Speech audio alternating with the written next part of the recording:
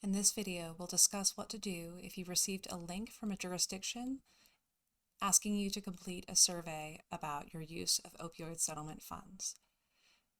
This survey is connected to the new website for the Kentucky Opioid Abatement Advisory Commission, which aims to help us track the use of opioid settlement funds across the state of Kentucky. The jurisdiction that sent you the survey has indicated that you or someone affiliated with your organization were the recipient of opioid settlement funds, and they've asked you to share some basic information about how those funds were used. So here we'll paste in a survey that I received from a jurisdiction that had provided me with settlement funds. These codes are unique to each jurisdiction, and you can submit as many versions of the survey with this code as needed if you've received more than one type of fund from the same person. When you get to the form, it'll inform you who sent you the survey. So here you're going to fill in your own information. So let's say that I am representing a group called Recovery Place.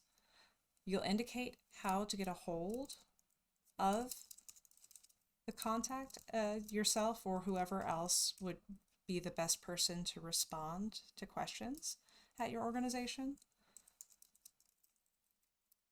as well as basic information about how to get to that person. Next, you'll move on to the survey itself. We have instructions listed along with every question. Please note that you must complete every question on the survey in order for your submission to be accepted. To start, indicate the date range covered by your funding.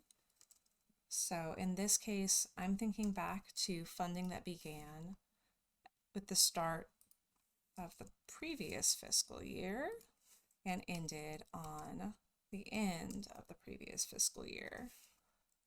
I'm going to describe my project, and for the sake of speed, I will pause while I do this. So I've entered initial responses for the project description and progress description. It's important that you try to give as much information as you can to highlight the good work that you've been doing and help us understand the impact that you're making in your community. So you'll go ahead and enter text for these, and I'm being brief here because this isn't a real organization, but you would, if it was your organization, you might have more outcomes to share. You're then going to indicate where you're at in the implementation planning stages. We understand that this is fairly early in the process, so you may be still exploring what to do next, or you may be all the way into having a full operation going and looking to expand. Just let us know where you're at, and then go through and answer a series of questions about the number of unique individuals that are receiving your services. So to start, if you're providing treatment and recovery services, you'll indicate how many people have received those services. We just want to know about unique individuals. So if the same person comes in several times, you can go ahead and just count them once. Just do your best to answer these questions. If you ever leave a question blank, you'll get a warning letting you know that you need to go back in and fill in the information. So let's say that my organization, Recovery Place, is not doing anything with prevention. If that's the case, and if it's the case for you, just go ahead and hit zeros for any field that doesn't apply to you. And I'm using tab just to go a little faster here. And then finally, if you're doing anything other than treatment, recovery, or prevention, go ahead and describe what you're doing and the impact that it's made. If for some reason one of these doesn't apply to you, you can just put not applicable. Once you've finished filling in the survey, you should have responses in every field, including all numbers with no blanks.